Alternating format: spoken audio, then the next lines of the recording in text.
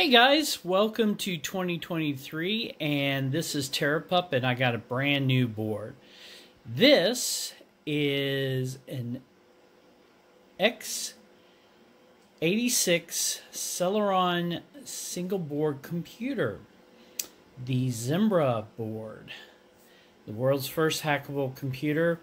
I bought it for myself because last year was pretty hard.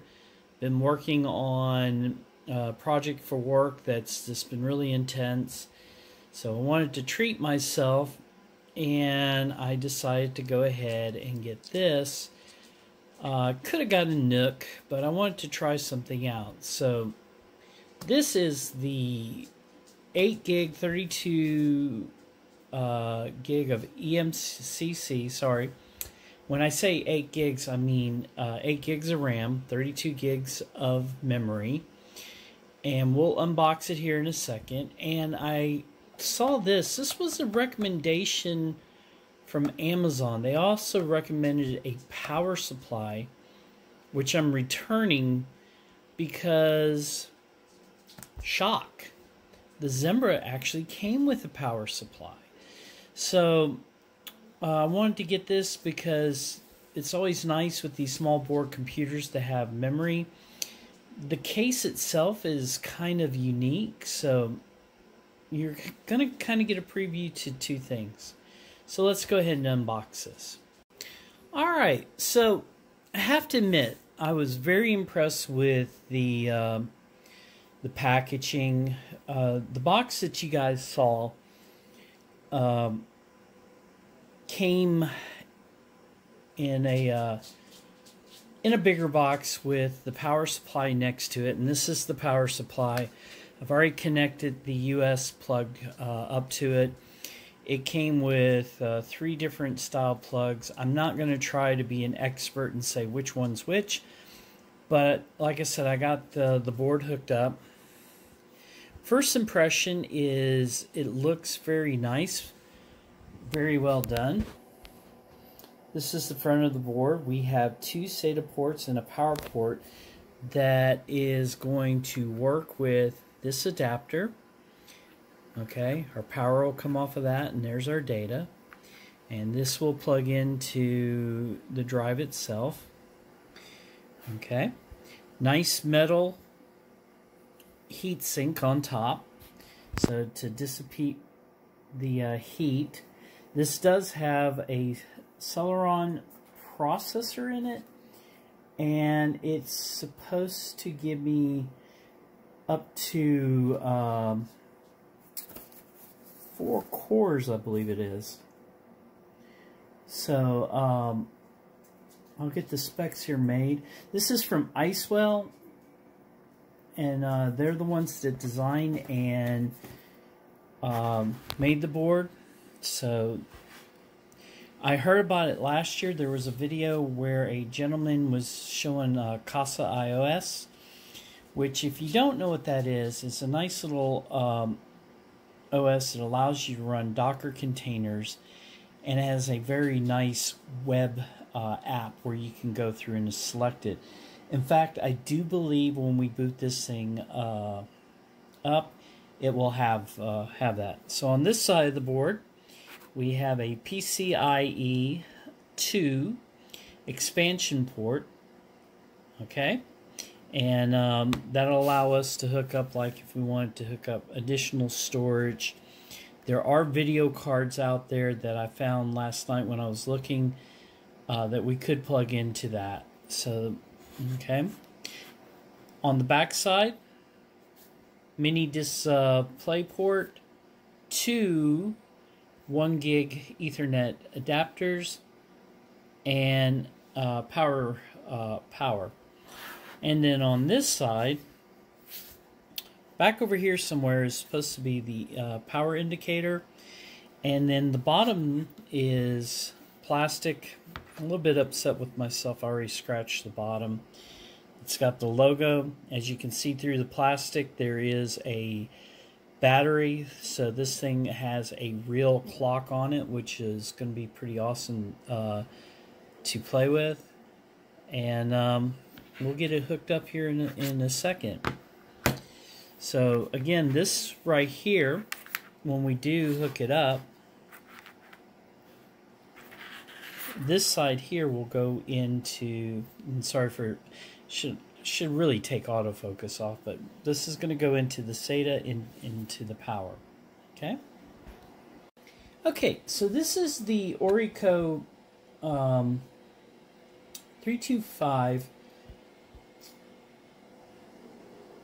to 35-inch hard drive adapter that Amazon recommended. I was kind of curious about it because one, it's a giant heatsink. Okay, well, not really. It feels like it's a heatsink, but you can tell it's plastic. But the design of it was really nice. And I have a Samsung solid-state drive in here, Evo 970, 1 terabyte drive that I'm going to be trying to use with the unit. Just so I could have some height, I'm using 21, sorry, no, it's bad to stop and think like that, but these are 21 mm 6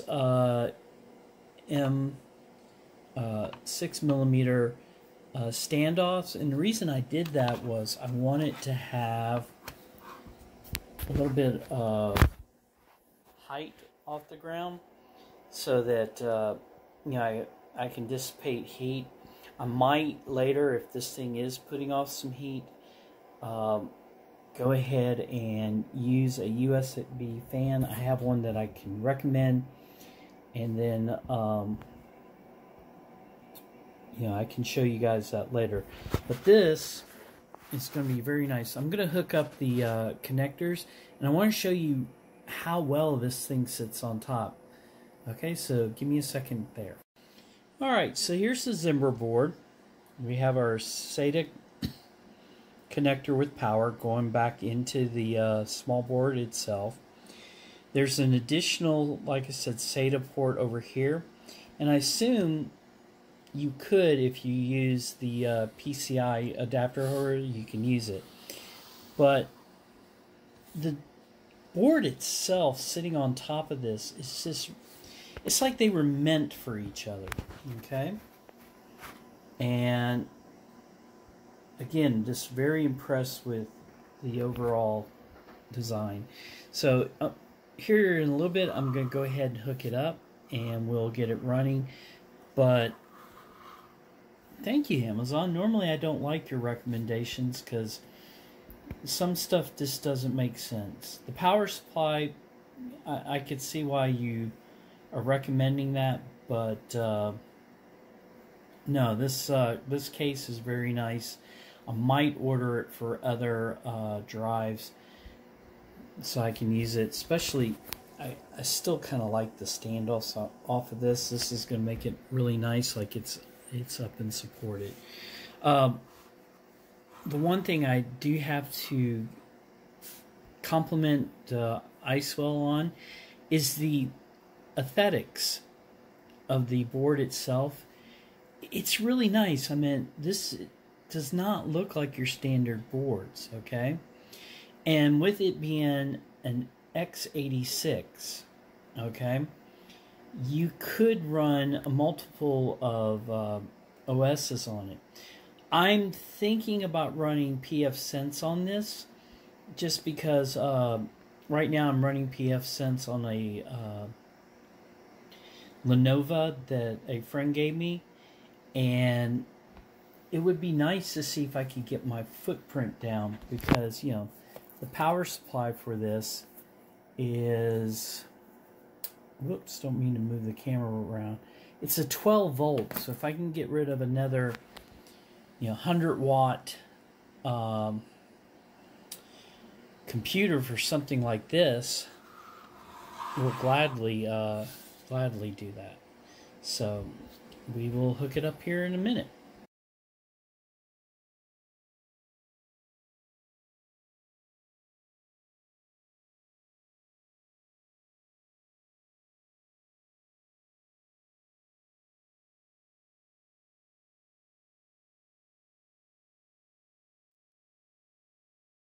Alright, so I have decided to burn pfSense to my ZimaBoard. And the first thing I'm going to do is I'm going to go over to pfSense.org and I'm going to download it. So if you click over here, we're going to click on download. And we are going to select the architect as a AMD 64, which just means it's any 64 bit CPU, so it doesn't have to be an AMD. Okay, the installer type I want to create a memstick, and I'm going to go ahead and select VGA because I want to show you guys that I am downloading it. So from here I will download it, and as it's a quick download,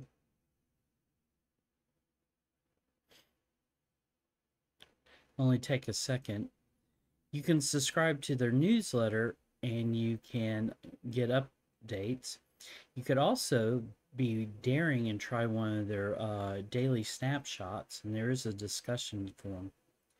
Okay, so now this is done, as you can see up here. So I'm going to halt the video and I'm going to launch Etcher just to show you how to burn it real quick. Alright, so we are now going to go grab our image.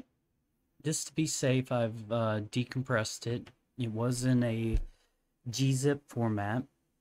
So we're going to go ahead and open it. We are going to select the 16 gig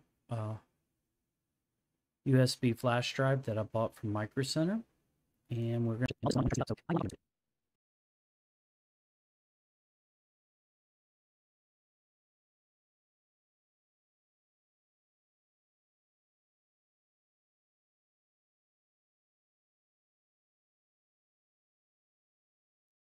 Alright, our flash drive is complete. Now we'll boot up the ZimaBoard and install pfSense. So we've booted up a different ZimaBoard, the one that was in the video that you guys saw me unbox. I am still using it, but I'm using it for Linux Games Server. And I got a second board that is a little bit different in the fact that it's not an 8 gig, it is a 2 gig. I was thinking that's going to be enough for me to run pfSense on. So we're in the BIOS, okay, and this to go through this real quick. The BIOS is very nice. We can give the memory to the GPU a little bit more, but since this is just going to be a pfSense, actually I'm going to drop it down a little bit to 128, okay, because we're going to be doing text, okay, so not worried about that. I am, though, going to come down here right now, and I'm going to select the disk so that we can boot it up. I'm using a Micro Center 16 gig flash drive. They don't sell these anymore as of this time, but they were the smallest and the cheapest you could get. You could pay like $3 and you can boot those up. I'm not going to mess with the other partitions right now because essentially I'm going to overwrite the SATA drive that I have installed. So same caddy that you saw in the video, I bought a second one. And the reason I'm doing that is I like to keep the OS on the drive for later because the Casio OS looks really nice. So now that I'm done, we're going to go ahead and hit save. Okay. and it should come up and boot straight into FreeBSD installer, which will install the pfSense.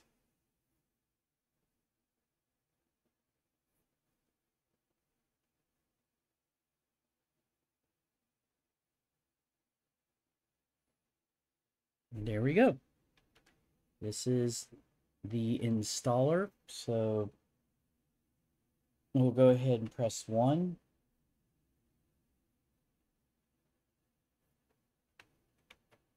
And I guess it didn't like me.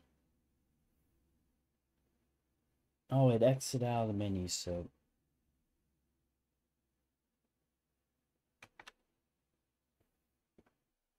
we'll do a quick reboot. All right, it should be booting up the USB drive. There's locating everything. We're going to say 1. And now it's going to go ahead and load up pfSense.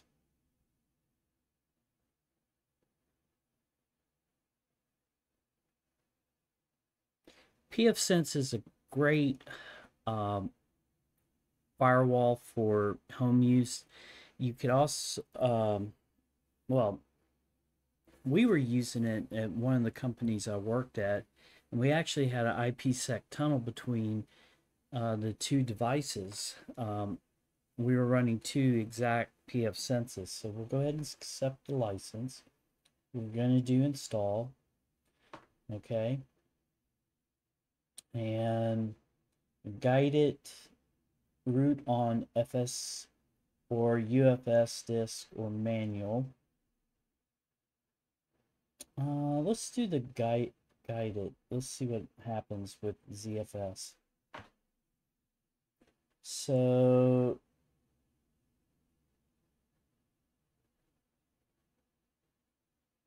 Stripe, no redundancies, RAID.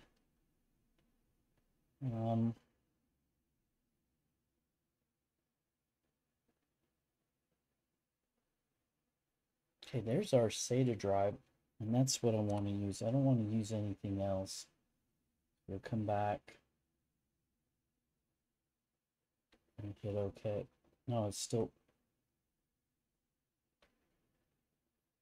okay. 1 disk. I know that's not really Stripe, but that's what we want to do. Force 4K sectors. That's fine. No encryption. GPT BIOS is excellent. Okay. Just because we have a smaller OS, and I do have the space, I'm going to go ahead and put 4 gigs, and we're going to go ahead and hit select. And rule of thumb, this is from the old days of Linux. Used to, if you would have 32 megs of memory, you would create a 64 gig swap file. Or sorry, let's correct myself. If you had 32 megs of memory, you would create a 64 megs of swap space. Your swap was always kind of double what your memory. Nowadays, you don't really need that much because, you know, we actually have larger memory and don't need it. Back in the old days, memory was expensive. So we're good to go here. And it's fixed and warn me that everything's going to be destroyed. And we are now installing, and we will let it go. Okay, and I'm going to be quiet on this part because we'll do a little speed up with this.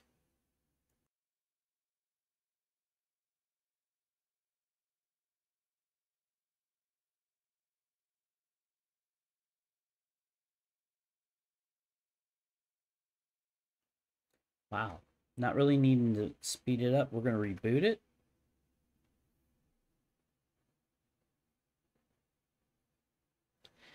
And I'm going to go into my BIOS now.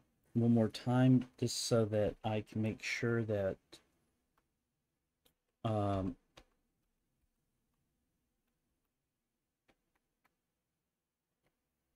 we unselect the USB device. And we want to use the SATA, okay, and that should get us. So I'm going to go over here and hit save and continue, and we'll be booting up our new pfSense partition.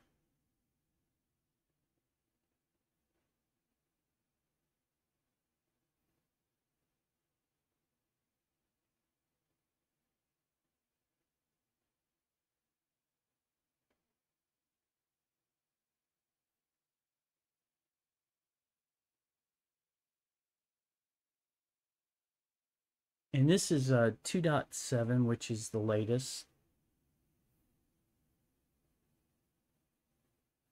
And it's going to come up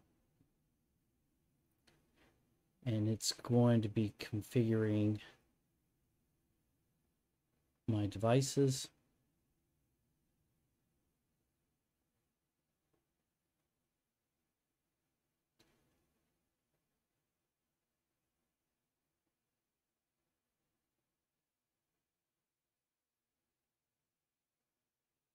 Now it's interesting. Normally it would ask you which one you want for the devices, so I'm wondering if it's still detected my old install. So we'll give it a second.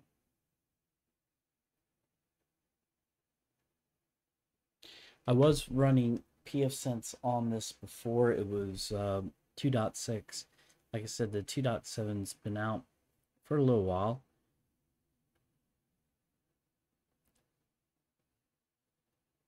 One thing I wish pfSense would seriously consider doing is creating an ARM version that we can run on smaller boards, because that would be real nice. Okay, so we are done with the base install. So if you look at this, I'm now going to have to go over to a web browser. I'll have to make sure that I'm connected to the board itself, and that we'll do the rest of the configuration over there. Okay, but that's simply how you do the install. You create your memory stick and you burn it, you plug it, you make sure that in the BIOS it boots up from that. All right.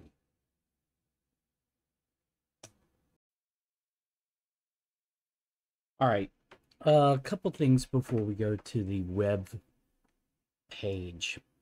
To finish out the install, you'll notice that the WAM has picked up an IP from my router, and that's because by default, when you are setting up pfSense for the first time, it's going to use DHCP. We'll look at that when we get into the web GUI. The LAN address is, like I've may have mentioned, is on 1.1, which is how most standard routers are set up. And essentially, something to keep in mind, pfSense is a firewall, but it's essentially going to be the router for your connection to the outside world. The difference between like your cable modem, which is your router, okay, or your dial-up or whatever, your fiber connection and all that, this is going to have a series of rules that will deny, allow, block, and help protect your house. The reason corporations and small businesses use firewalls is they want to protect what's inside their network. So a couple things. If you look down at the bottom, there is numbers 0 through 16. So there are 17 options that you can do. You can assign interfaces. So if you have different NICs, you can go ahead and go through and assign what you want to use. Right now, pfSense has picked up Realtek 1, which is the second Realtek on my ZimaBoard, and then Realtek 2, which is the first connector on the PCI board that have connected into that PCI X1. The other things that are down here is you can set IP addresses, so you don't have to go through the web interface. I'm going to go through the web interface because it's easier. If you don't know your password, okay, let's say you forgot it and it's been a while, you can hit the reset and it'll reset it back to pfSense. If we're setting this up and things don't look right or we messed up on something, 4 is a great option. It resets it back to a factory reinstall and or factory default, and that saves you a lot of time instead of reinstalling. 5 is just a simple reboot. 6, halt, means to shut down, so you power it off. 8, you can ping host. Sorry, 7, you can ping host. So let's just show you that real quick. I want to show you guys that there is another computer on this network that we are going to connect with.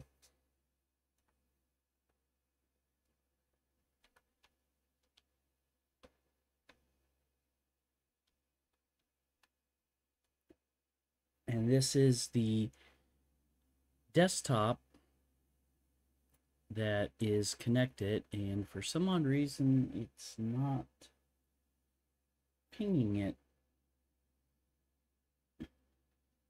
100% packet loss. Okay, but let's try it again, but this time let's ping Google. I bet this is using the RAM interface. So, okay, we can ping something on the outside. So this does show that we have connectivity. 8 is shell, and by default, you can log in with it, and I believe it's using the bash shell. 9 is kind of cool. I'll show that once we get it set up. 9 is where you can kind of see what's connecting through. If your web interface ever gets locked up, 11 is where you want to go. And then 12 I haven't messed with. That's the shell is written with PHP, or sorry, the GUI is written with PHP, and the pfSense tools, you can update from here or you can update during the web. They don't do updates like they used to. You would have like a 7.1, 7.2, and they've really cut back on the number of updates.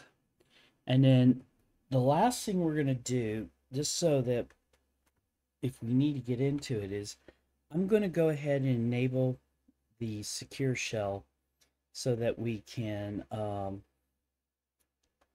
get into it from another machine. And it is now set up. Okay. And then we can do restore from a recent configuration or restart part of the web interface. All right, let's go over to the web GUI and get things set up.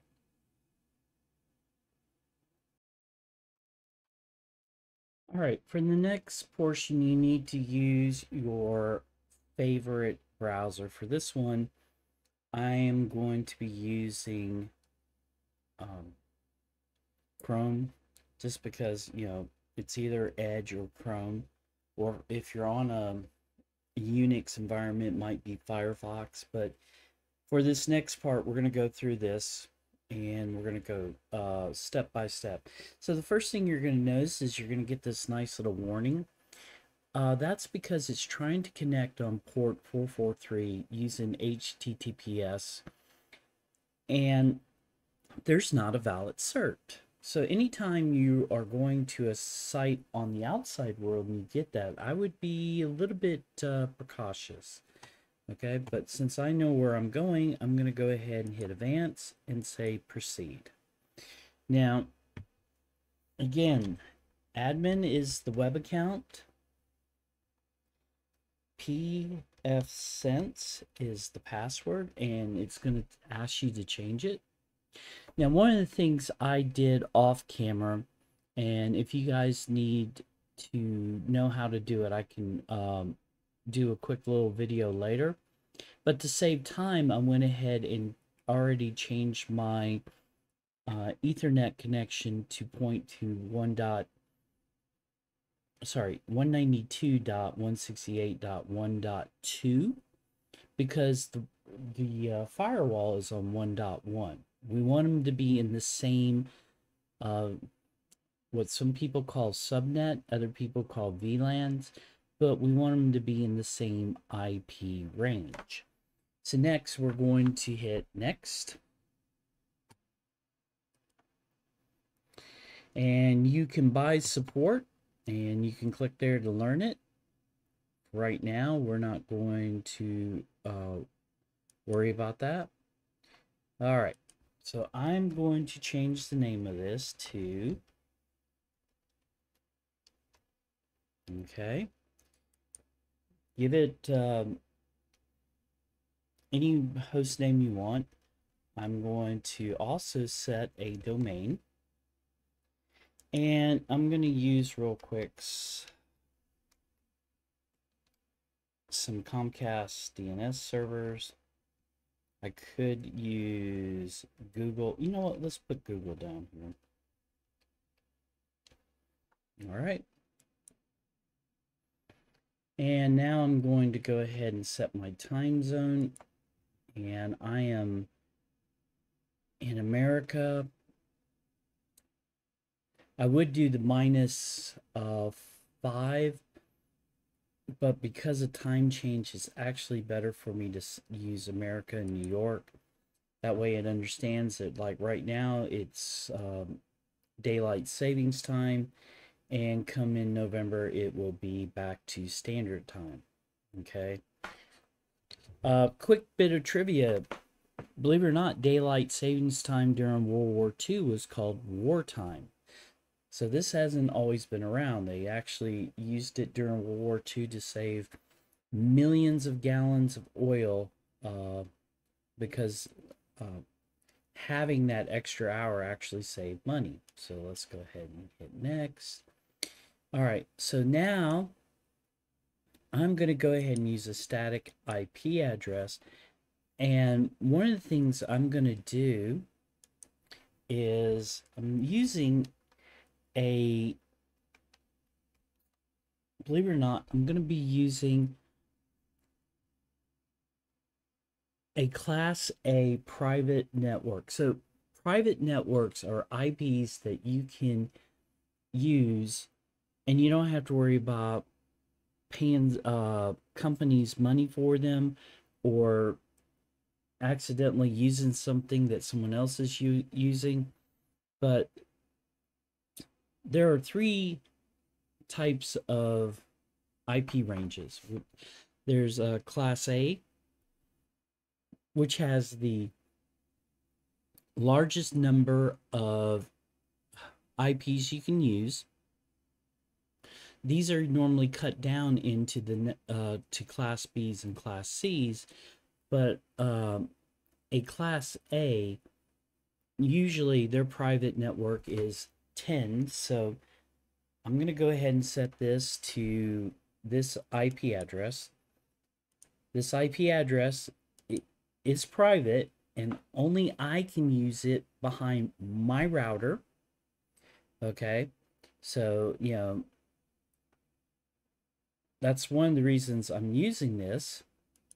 And then I know that my router's IP is this, because remember, we still need that router to get out to the internet. We're now putting up a firewall, so when someone from the outside came in from my router to here, they're going to hit this, and then this is going to have rules that will be set up that says, hey, you can go here, you can go there, and it will help us out. Okay, so if you are still using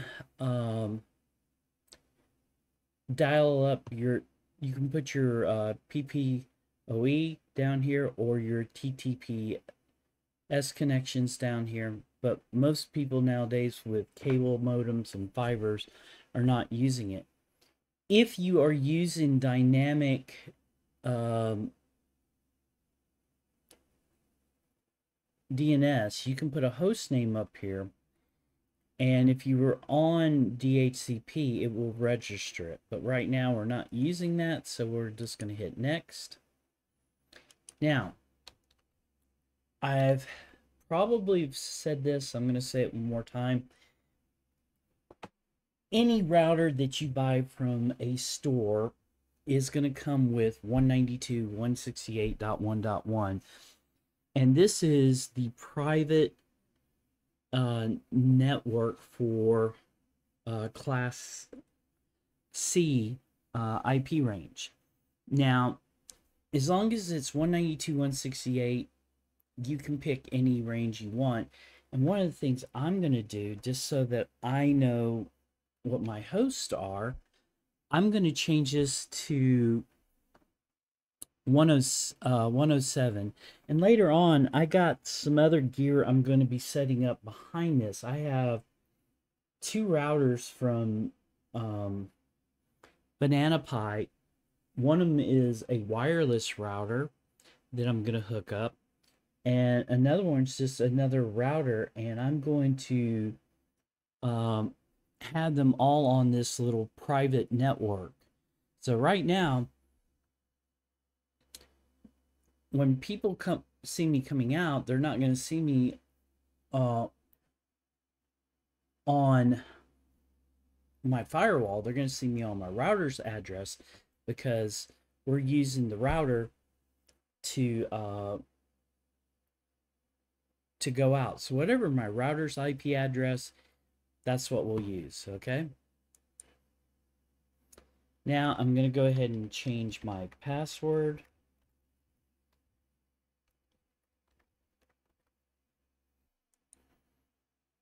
And we're going to hit reload. Now, while that's going on, okay, I'm going to go into my Windows setting, and I'm going to change my .1.2 to 107.2, and I'm going to hit change the gateway also from 1.1 to 1.7, and I'm going to hit save. Okay. And we're going to hit finish.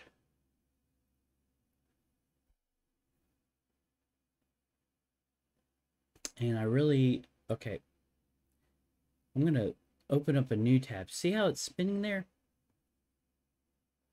It's looking for it. So I'm going to come over here now and do 192.168.107, and we're going to type in, whoop, not 2, that's us, 1. Again, there it is. And again, we'll go ahead and proceed.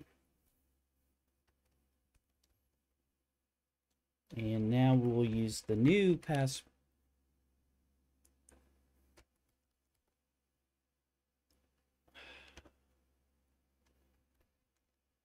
A little bit of lag with my keyboard. I'm using a wireless keyboard, which shouldn't give me any lag, but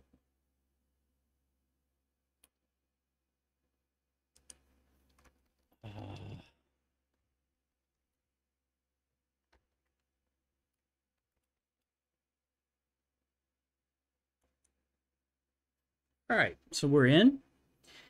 And again, because even though this is the Community Loan Edition, you are using their software. This is the end user agreement. There are some restrictions. So I would read through this, okay? Hit accept. Okay. Again, if you purchase your pfSense gateway appliance and elect community support, so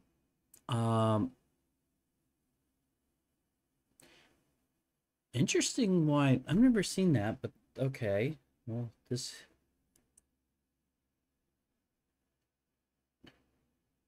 our contract is community support. That's the first time for me to have this pop up. So let's just minimize this for a second. That's something new, okay? But let's go over the rest of this. So here's my host name. This is who's logged in. System is pfSense, and that's my ID. Okay, this is the BIOS, and there's some characters that it can't read. That's why the little boxes with the X, don't worry about that. Again, we're on the latest, which is 2.7.0. You can check for a update, but it's already done that. And here is our ZimaBoard configurations. And again, I have a 216. I think the newer model is a 234, but anyway, it's the lower of the three ZimaBoards. So it's running on the Celeron at 1.1 gigahertz and 2 CPUs, and doesn't where memory, and we have 2 gigs of memory. Okay, there's that big swap that I set up earlier, and trust me, that'll come in handy. We're not running hot. We are at 41 degrees Celsius, and then here's our DNS servers. The firewall itself has a DNS server. Okay, now this is good. Okay, I mean, essentially my one unit is up, but I'm gonna want to have other units up. So the last thing I'm gonna show you guys real quick is how to set up a service. So what we want to become is we want to become a DHCP server. I'm dyslexic, guys. I may have mentioned this in my other videos. So if I get the orders mixed up, it's a thing with dyslexia. I'm not dysgraphic. Dysgraphic, for all you out there who don't know, is where you get your numbers mixed up. I'm good with numbers. I'm dyslexic. So let's go ahead and we're going to go into DHCP server, and we're going to enable it.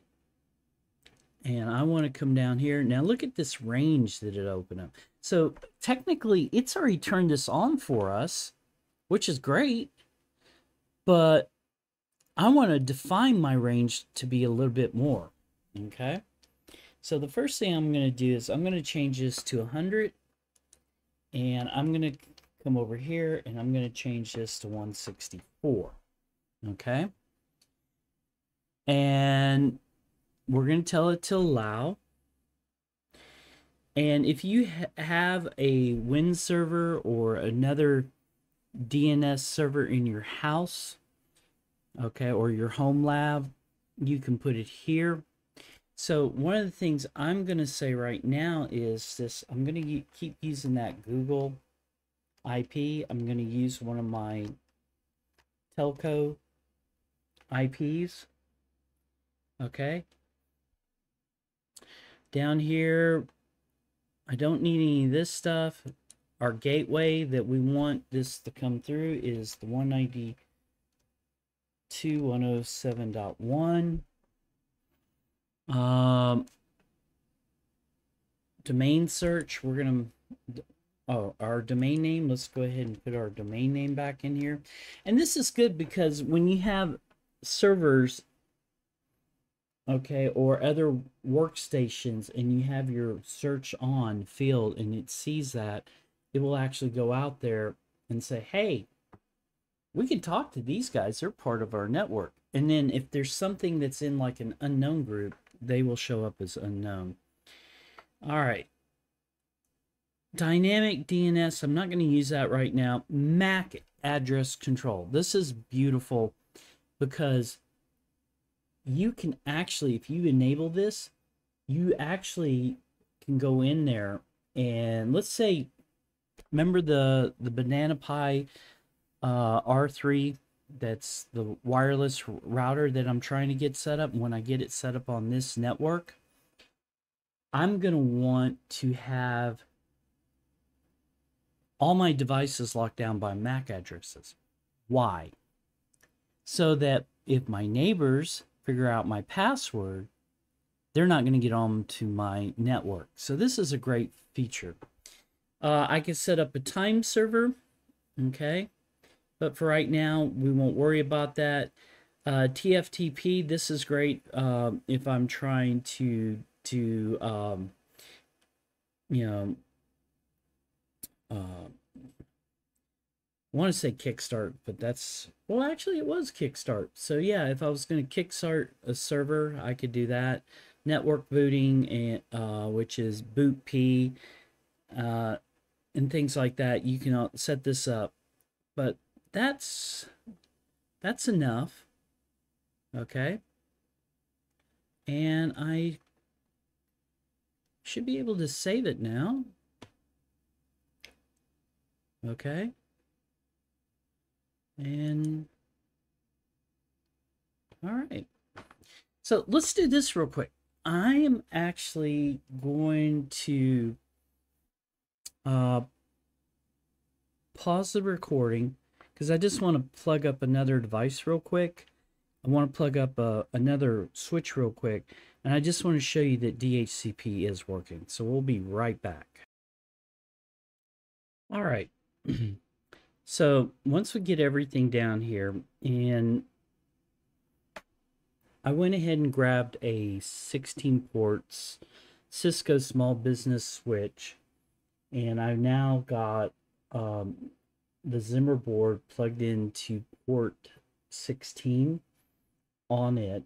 I switched my desktop from being a static IP of 107.2 to DHCP, and I hooked up a Banana Pi CM4 just to show you guys that we have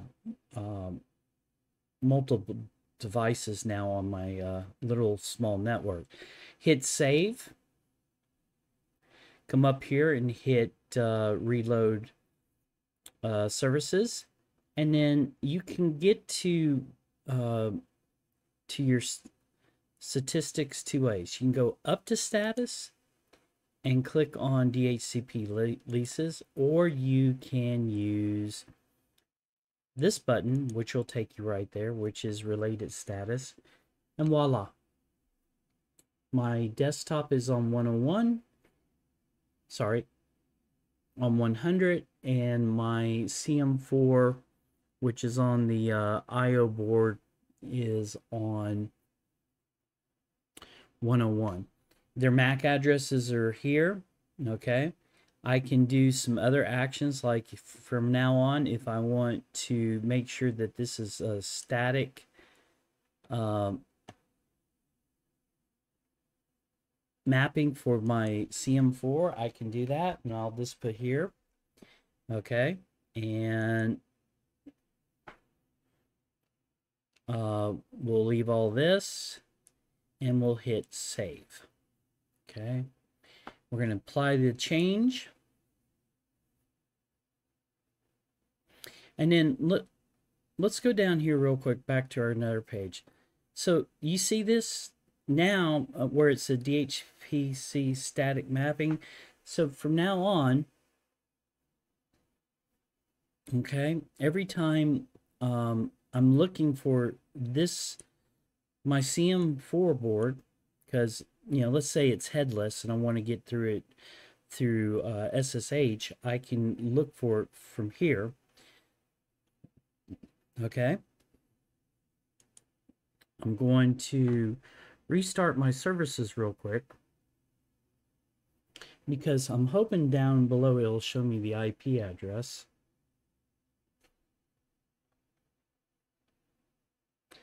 It has not, but I believe I have to go in there. Oh, yeah.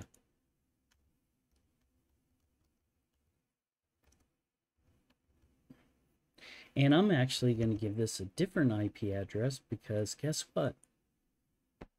I want from now on it to have a static. Okay.